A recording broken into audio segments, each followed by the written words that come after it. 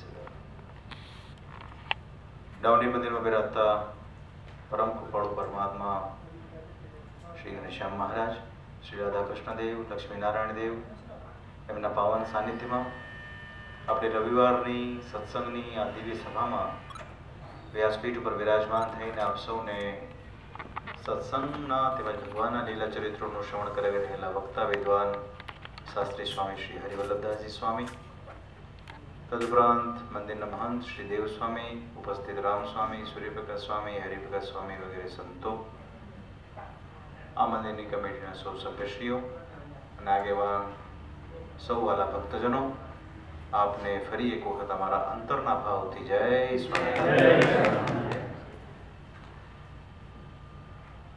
આ વર્ષનો અમેરિકાનો અમારો પ્રવાસ ખૂબ ભગવાનની કૃપાથી ખૂબ સારી રીતે સંપન્ન થવા જઈ રહ્યો છે. આજે અમારા પ્રવાસની આ છેલ્લી સભા છે અને સ્વામિનારાયણ ભગવાનની કૃપાથી, ડાઉની મંદિરમાં બિરાજતા શ્રી ઘનશ્યામ મહારાજની કૃપાથી અમને એવું લાગે છે કે આ છેલ્લી સભા અમારી ઘનશ્યામ મહારાજના સાનિધ્યમાં થઈ રહી છે. અમે એવું માનીએ છીએ કે ઘનશ્યામ મહારાજની પૂર્ણ કૃપા છે.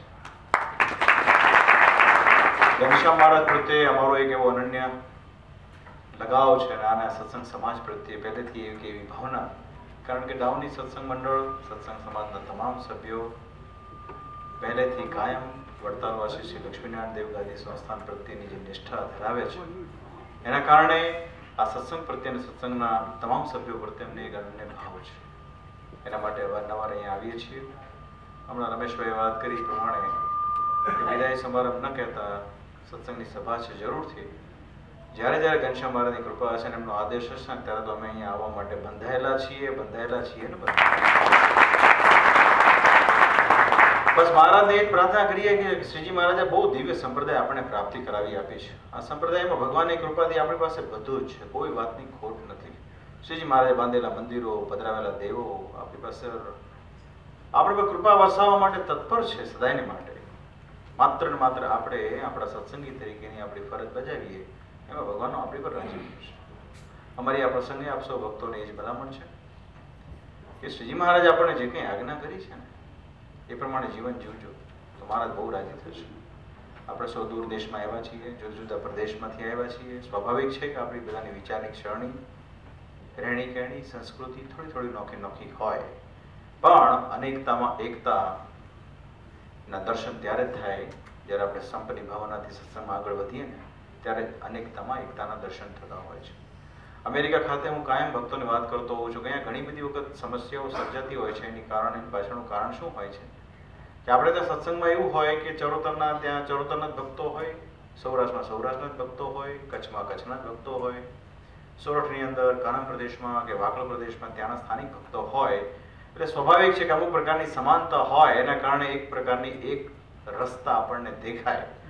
જ્યારે અમેરિકાની અંદર કે લંડનમાં કે આફ્રિકામાં કે ઇવન મુંબઈ શહેરમાં તમામ પ્રદેશના ભક્તો ભેગા થયા હોય, એની વચ્ચે સામંજસ્ય થાય ને ત્યારે એમ સમજવું કે શ્રીજી મહારાજની કૃપા છે.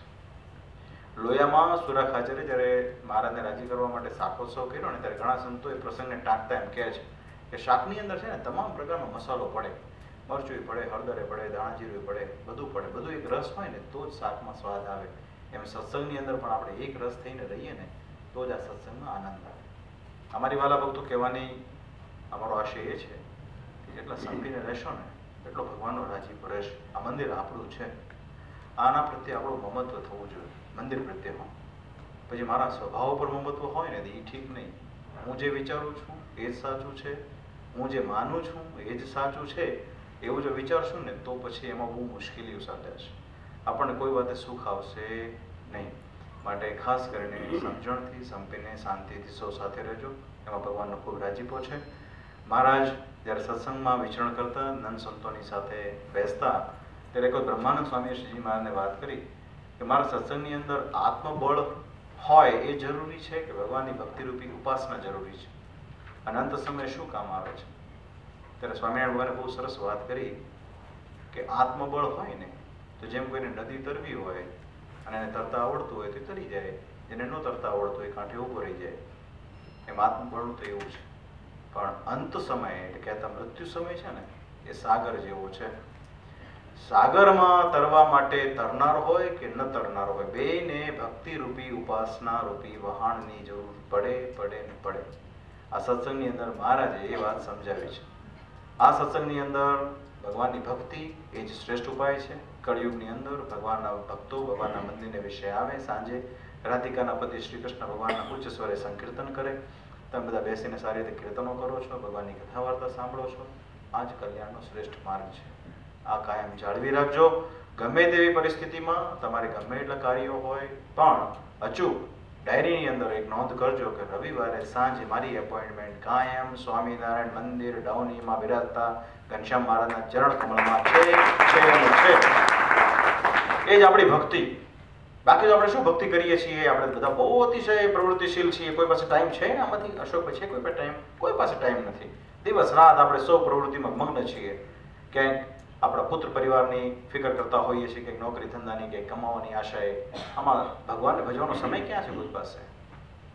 માટે વાલા ભક્તો, જે કંઈ પણ આપણને અઠવાડિયામાં 2 દિવસ મળે છે એમાંથી આપણે 1 દિવસ ને એમાંથી ખાલી સાંજ, અને એમાંય સાંજના ખાલી 2 કલાક, ભલે અમુક મુશ્કેલી થાય આપણને, પણ આપણા જીવના કલ્યાણને માટે એ કરવાનું છે. માટે વાલા ભક્તો, કોઈને રાજી કરવા માટે કે કોઈને દેખાડવા માટે મંદિરમાં આવવાની જરૂર નથી.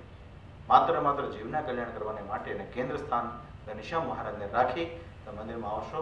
મહારાજ બહુ રાજી થશે, આખો સત્સંગ સમાજ રાજી થશે, અને અમે તો ખૂબ રાજી છીએ. અંતમાં આ મંદિરની શરૂઆત આજથી 10-11 વર્ષ પહેલા થઈ. એ વખતે આગેવાન ભક્તજનોની અંદર આપણા રમેશભાઈ, રમણભાઈ, આ બધા ભક્તોની બહુ મહેનત છે, બહુ દાખલો છે એની પાછળનો. એનો કોઈક ઇતિહાસ છે.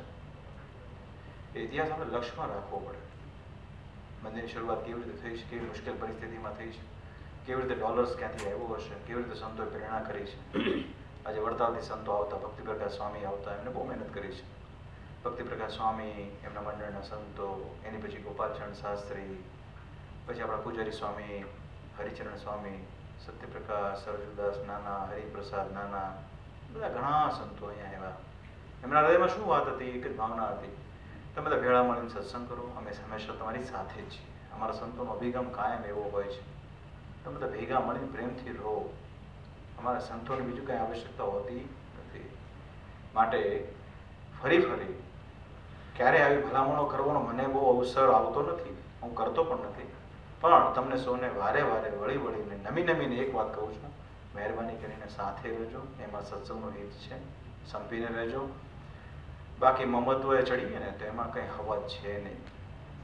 એમાં તો બધું બરબાદ થઈ જાય ઘડીકના ભાગમાં, છઠ્ઠા ભાગમાં. માટે વાલા ભક્તો, આ મારી ભલામણ છે આપ સૌને, તમામ સત્સંગીઓને. આના પાયાની પાછળ બહુ મોટો ભોગ છે. આપણે જો પાછળ દ્રષ્ટિ કરીએ, આમાં દાનવીર દાતાઓએ બહુ દાન કર્યું. ઉમેશભાઈ, વ્યોમેશભાઈ, ઘણા બધા ભક્તોનું મને બધાના નામ તો યાદ નથી, પણ એમને પોતાની મહામૂલી મૂડી આ મંદિરના વિકાસને માટે દાનમાં આપી છે. એનો એક પૈસાનો હિસાબ, દેવનો પૈસો છે ને, બહુ વિકટ હોય છે. જગતમાં તમે કોઈ પણ પૈસાનું આડું કરશો ને તો ઠીક છે, લોક વ્યવહારના વિશે તમને જે કાંઈ ઠપકો મળવાનો છે તે મળશે, પણ આમાં તમારું કલ્યાણ બગડશે. માટે દેવ દ્રવ્યનું બહુ સભાનપૂર્વક આપણાથી એનું પેલું થાય, એવી મારી ખાસ આ પ્રસંગે આપ સૌ ભક્તોની ભલામણ છે. અને શ્રીજી મહારાજની બહુ દયા છે, સત્સંગ આપણો બહુ વિકાસને પામ્યો છે, મહારાજની કૃપા વરસતી રહી છે. અમારી ઈચ્છા એવી કે વર્ષો સુધી ડાઉનીમાં સત્સંગની ખૂબ વૃદ્ધિ થતી રહે, આપણા બાળકોમાં પણ ખૂબ દૃઢ સંસ્કાર આવતા રહે, એવી અમે અત્રેથી પ્રાર્થના કરીએ છીએ. આજે પ્રવાસનો અમારો છેલ્લો દિવસ છે, પણ આ છેલ્લા દિવસે ઘનશ્યામ મહારાજના ચરણ કમળમાં એ જ પ્રાર્થના કે પ્રભુ આપ સૌનું સદાયને માટે ખૂબ મંગળ વિસ્તારતા રહો. આપ સૌને કાયમ સત્સંગની અંદર સેવા કરવાની ભગવાન ખૂબ તક આપે, એવી પ્રભુ ચરણોમાં આજે પ્રાર્થના. અને અંતરથી ફરી એક વખત આપ સૌ ભક્તોને અમારા ભાવથી જય